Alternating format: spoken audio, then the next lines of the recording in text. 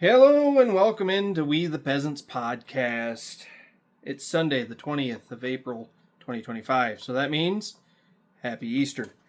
Today I want to talk a little bit about this video that was going around on TikTok.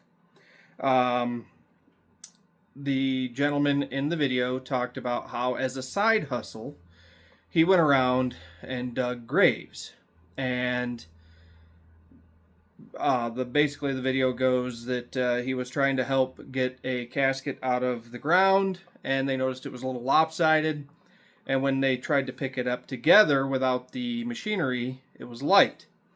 And he asked his boss, why is it so light if there's remains in there? And the boss said, you don't want to ask questions that you can't handle the answer to.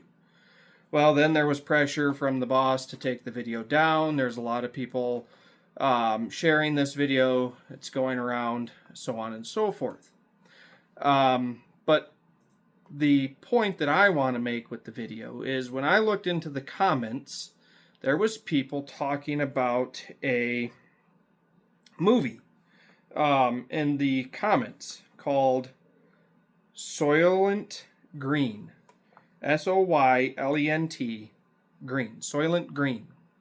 It's a movie that came out in 1973 with Charlton Heston in it. Okay? Now, if you've seen any of my videos, you know that I like to refer to movies to talk about different things. So this movie, the synopsis of the movie is basically a detective is looking into what is going into the food that is being given to the American people. The movie was filmed in 1973, but the precipice of the movie is in 2022. So basically this detective goes through Charlton Heston and he ends up finding out that Soylent Green is a superfood that you can give to humans and that they could live off from it and they don't have to eat anything else besides this Soylent Green.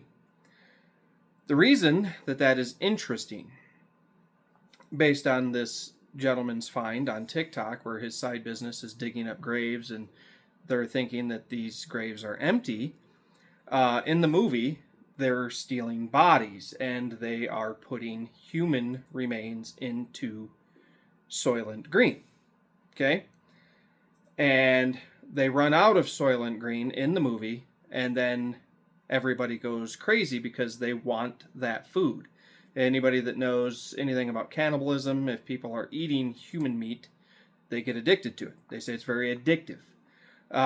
So that's very interesting that movie, like I said, was filmed in 1973, starring Charlton Heston, and it was based on the time frame of 2022. Okay? Now, like I said, we're talking about the fact that movie even took place, and then you've got, the fact that there's most likely bodies being snatched, and there's been a lot of people talking about McDonald's and all, Walmart and these different places possibly using human remains in their food. Well, it just so happens that there is a company called Soylent that is out right now. And that particular, I'm trying to get my tablet to work here, if it'll work. But anyway, Soylent is a company that is real. And I'm going to tell you about it. You can look it up yourself. So in 1973, the movie was called Soylent Green. There is a company that is called Soylent Meal Replacement Nutrition Incorporated. Okay, that is a real company. And it was founded in 2013. Okay? So basically what this is it's a meal replacement. They have shakes, powders, different things. And once again, it is a substance that you can eat that replaces all of your other meals. You could only eat this and you would survive. Now, I'm just going to read what Wikipedia says about it. It says, this is a meal replacement product, powder, shake, and bar forms, produced Soylent Nutrition Incorporated. The company was founded in 2013 and headquartered in Los Angeles. Soylent is named after an industrial produced, the name of which the portmanteau of soy or lentil is a 1966 dystopia science fiction novel, and it's also the basis of the 1973 film Soylent Green that explores the theme of resource shortages in context of overpopulation. The company developed a following initially Silicon Valley and received early financial backing from GV, an investment arm of Alphabet Incorporated. Now, what does Alphabet Incorporated own? Well, they own Google, YouTube, pretty much everything to do with Google at all. Google Maps, Google this, Google everything. And they own YouTube, and they own a lot of stuff.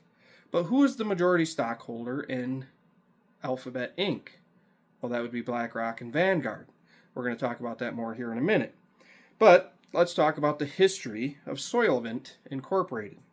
In January of 2013, American software engineer Rob Reinhart purchased 35 chemical ingredients, including potassium gluconate, calcium carbonate, and monosodium phosphate, and maltodextrin, and an olive oil, all of which he deemed necessary for survival, based on his readings of biochemistry textbooks and U.S. government websites.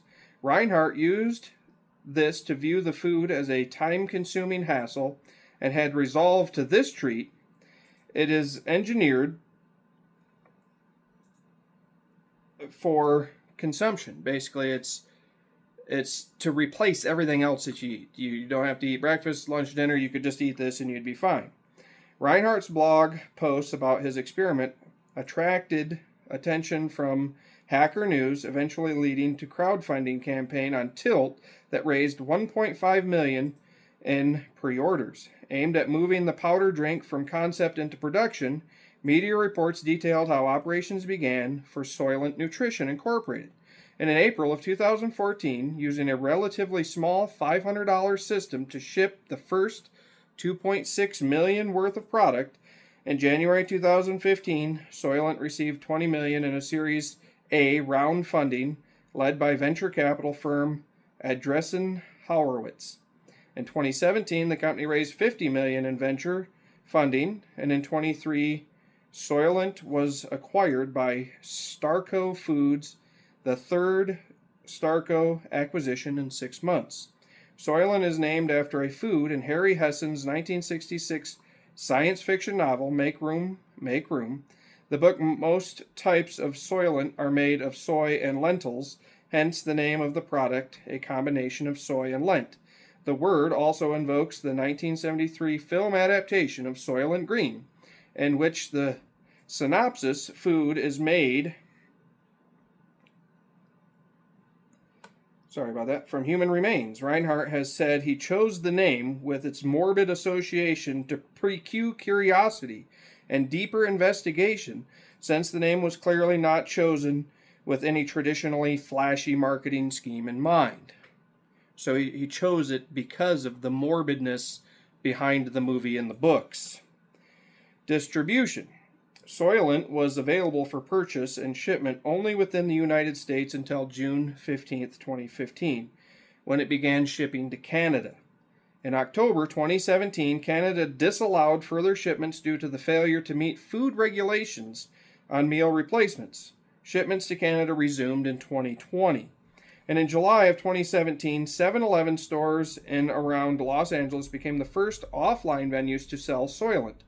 By April 2018, the product was sold in over 8,000 U.S. 7-Elevens and was available at Walmart, Target, Kroger, and Meijer. By 2021, over 28,000 retail stores carried Soylent.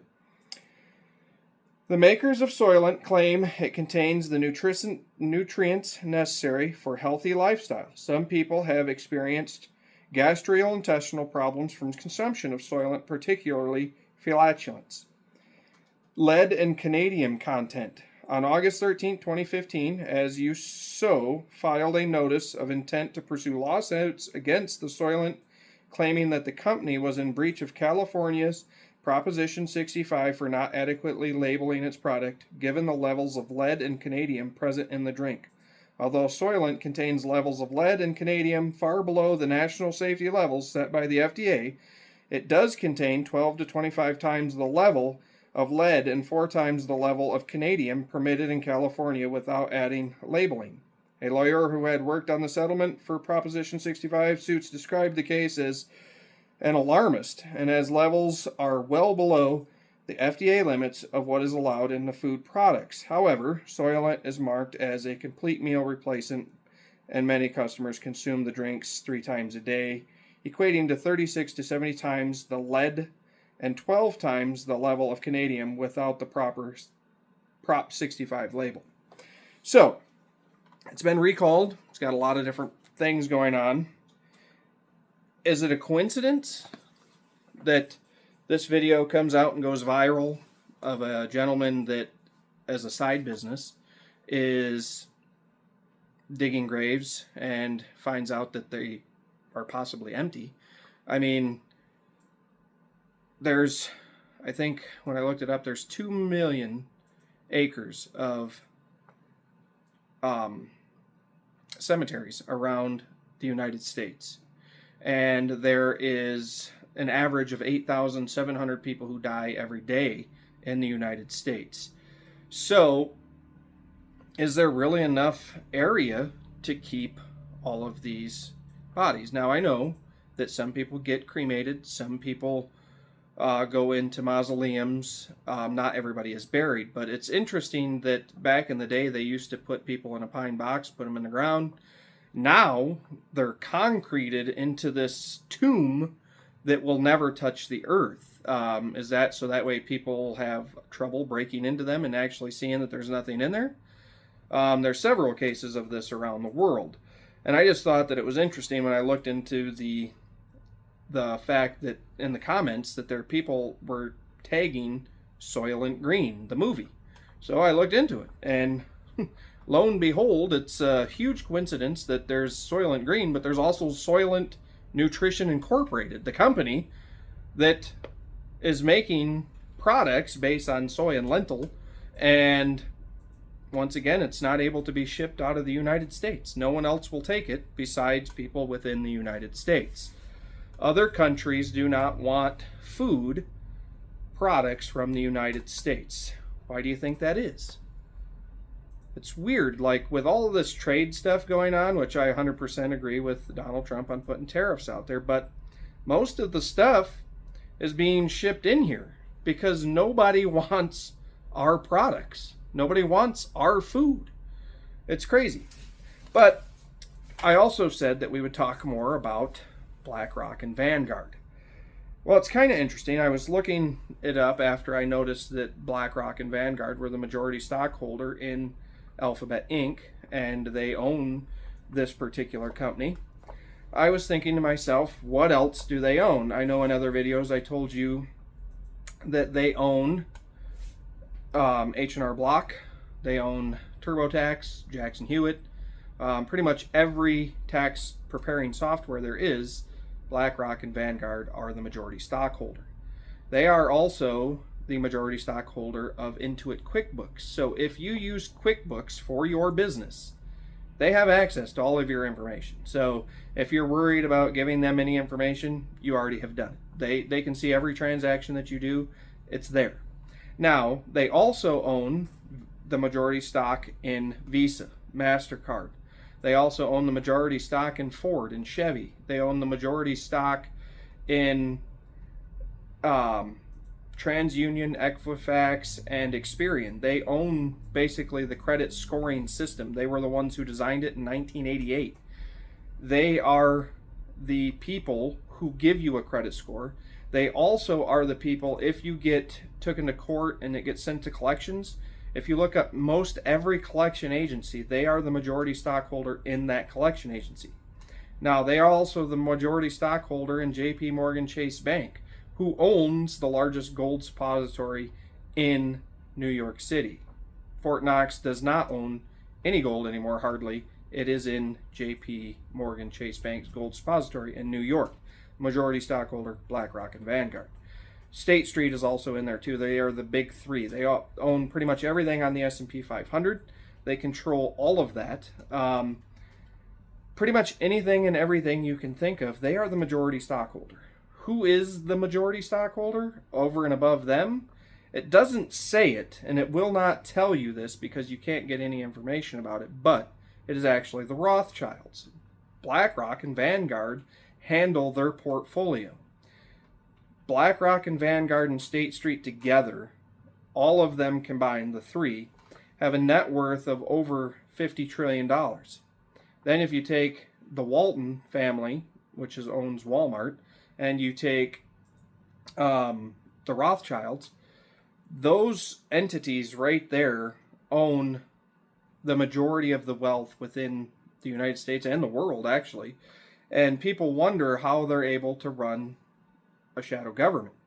Well, they own everything. Everything you do is for them. I mean, they own everything. The banks, the credit companies, the credit scoring system, the credit companies that come after you to do repossessions, they own it all. They own everything that you can think of. Netflix, they are the majority stockholder.